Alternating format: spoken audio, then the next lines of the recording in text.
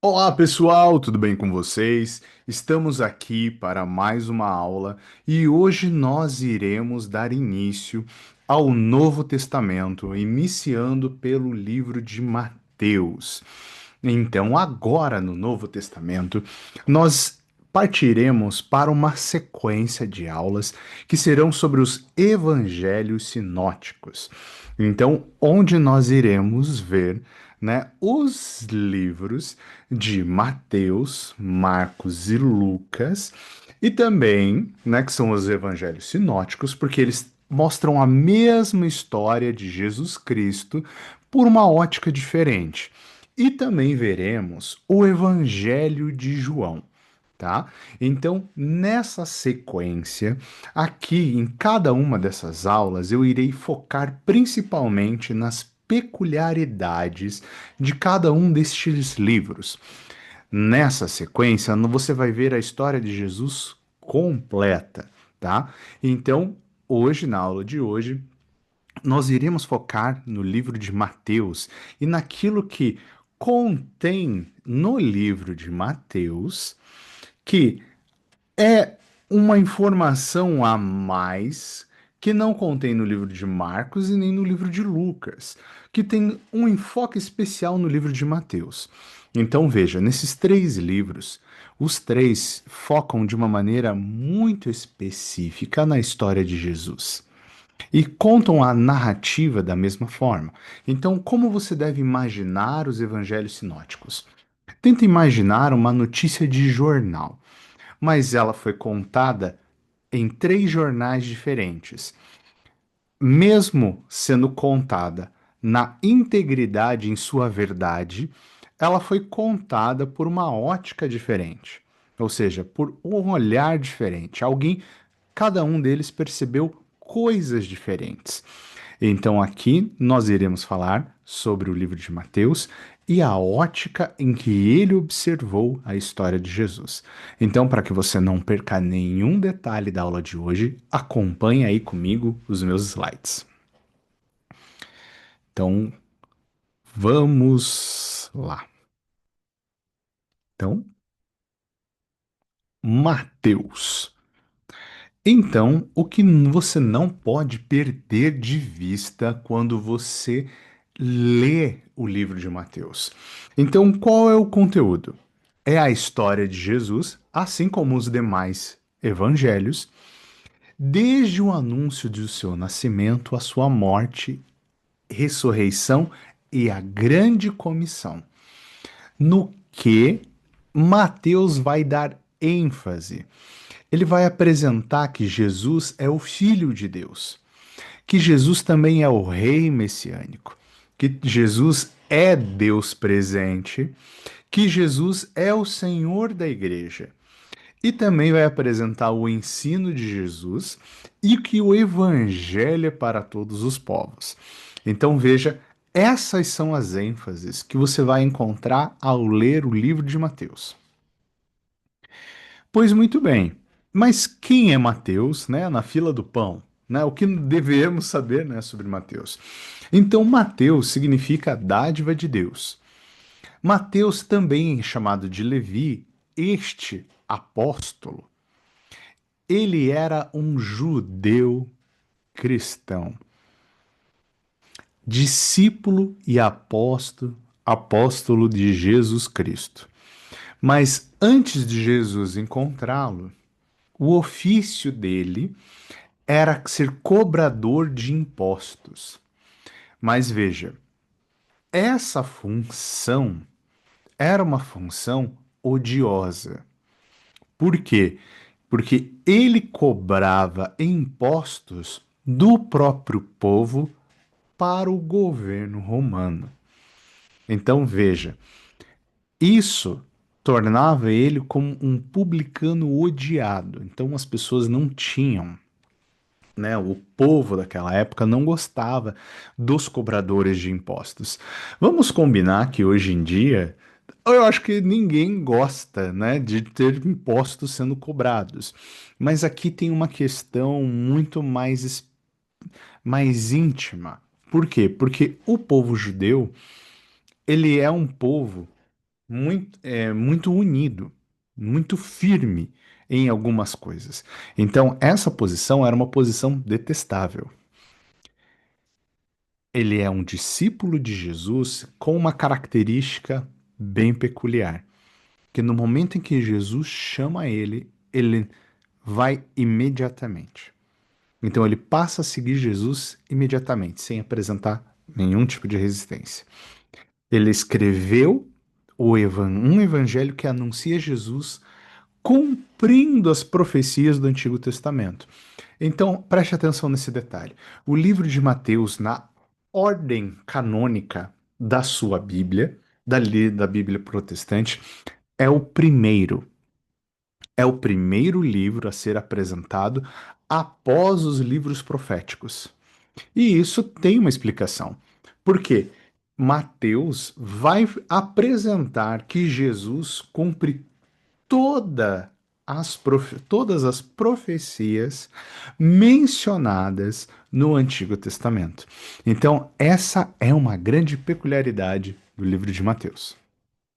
Indo adiante, este livro, né, a estrutura desse livro, ele foi escrito em grego, né?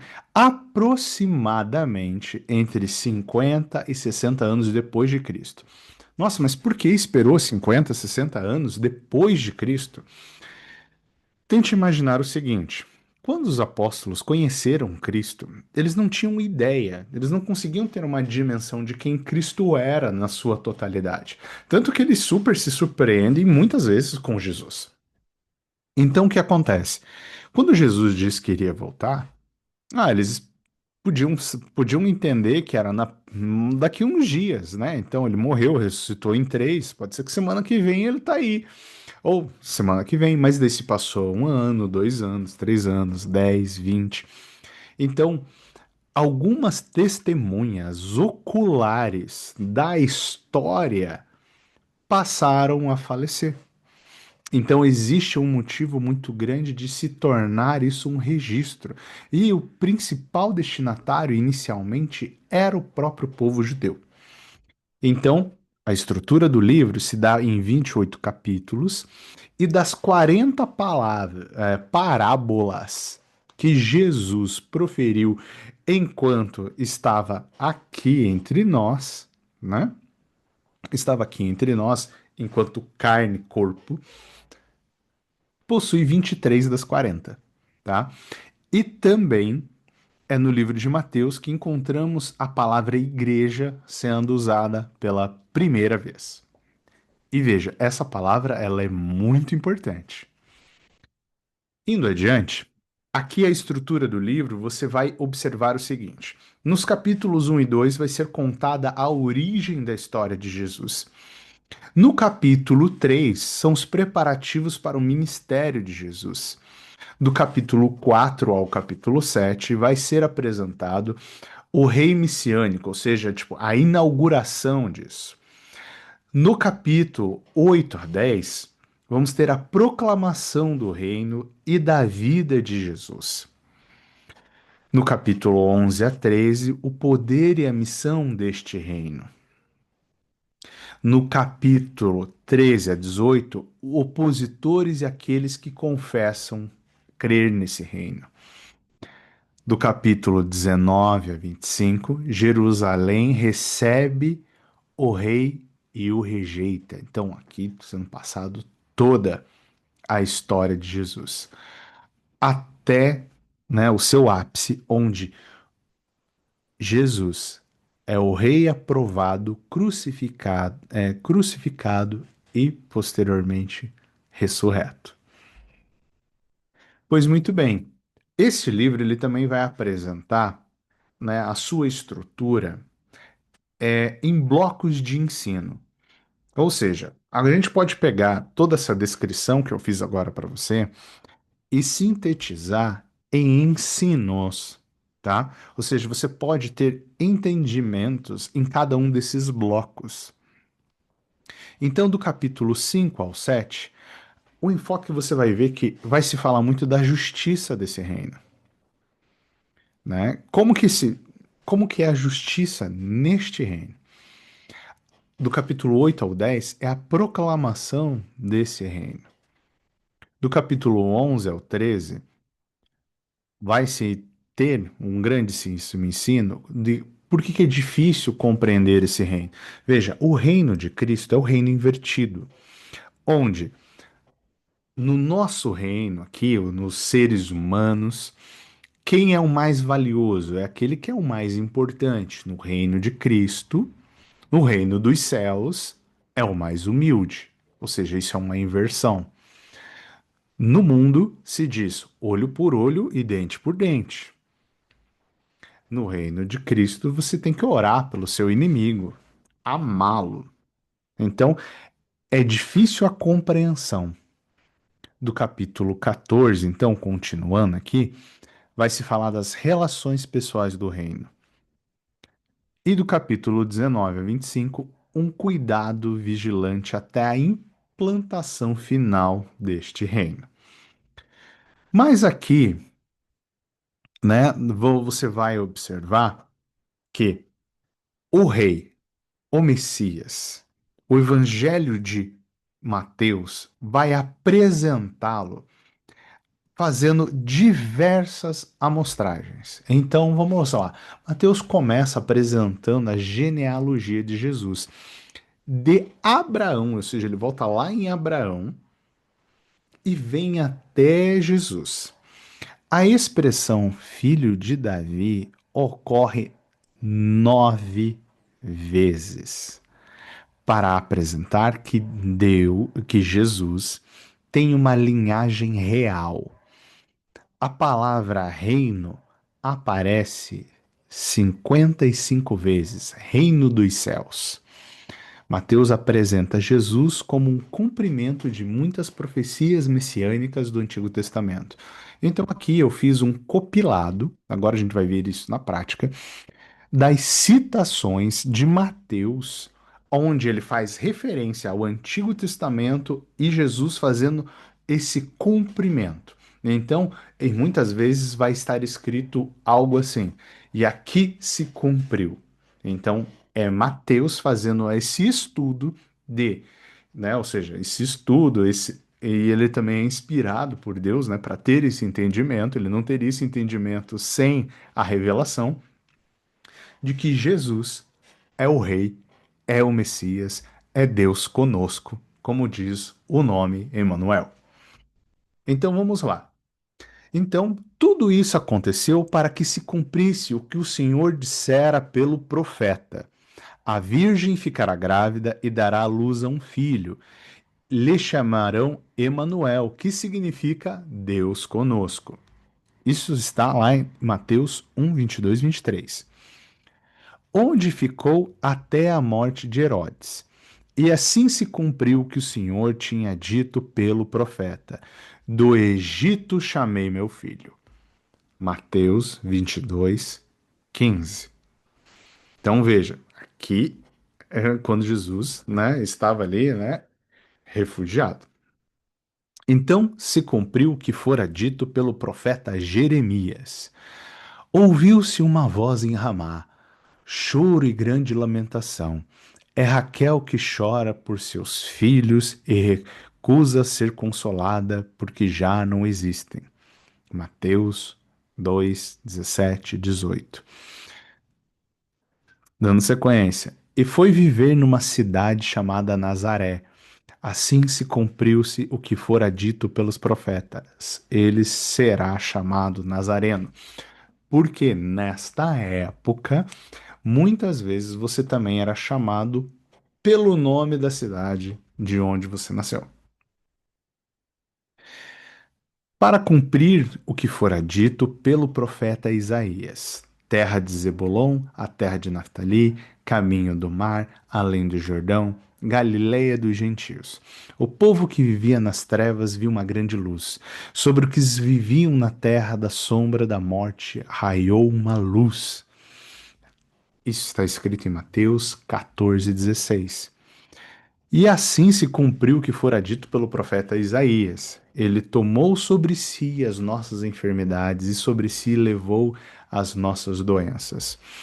Então veja, que por diversas vezes Mateus vai e menciona os profetas Jeremias, Isaías, fazendo essa relação que é muito importante. Olha, aquilo que Jeremias, Isaías e outros profetas falaram, você vê isso aqui na história de Jesus.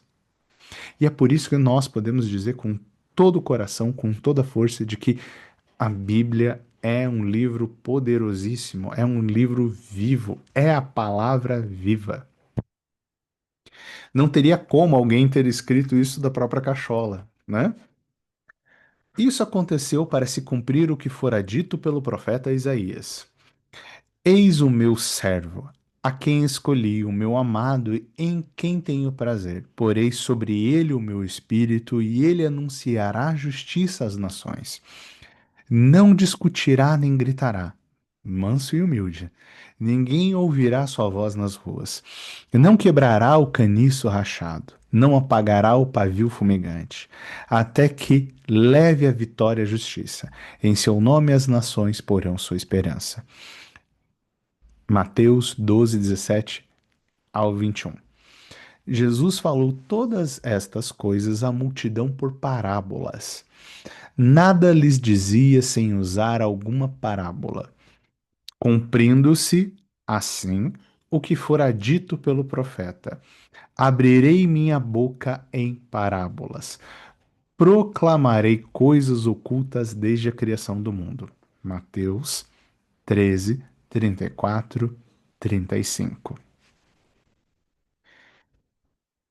Dando sequência, veja quantas menções nós temos aqui. Basicamente, em todos os blocos de ensino, nós vamos ter menções de Mateus citando que está se cumprindo profecias em Jesus Cristo.